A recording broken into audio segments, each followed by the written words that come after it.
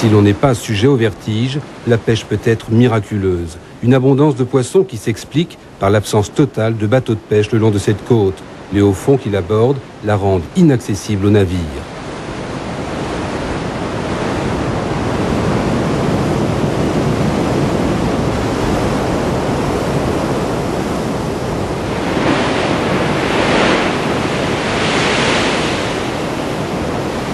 Le matériel de pêche, lui, ne nécessite qu'un minimum d'investissement, essentiellement une longue canne en bambou et un moulinet.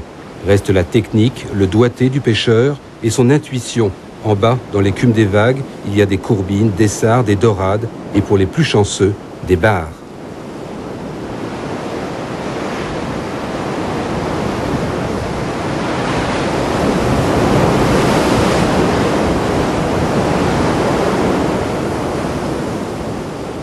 Chaque jour, Chaoui arpente la côte à la recherche du coin de pêche le plus favorable.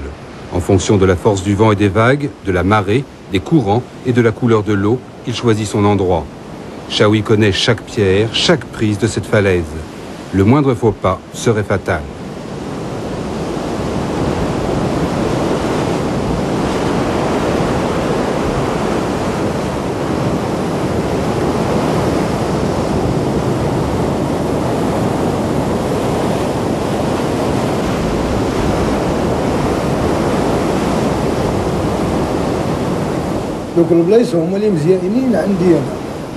Je cherche toujours à pêcher dans des endroits difficiles d'accès, là où il y a du poisson.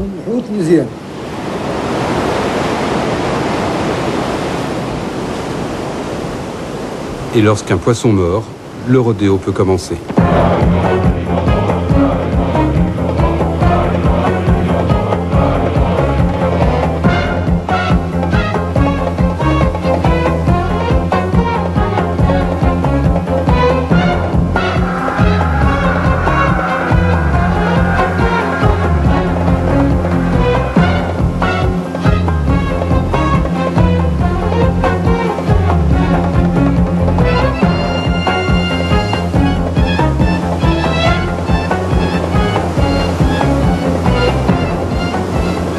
Il est un accessoire dont aucun pêcheur ici ne se sépare. Un anneau métallique muni de crochets au bout d'une longue corde.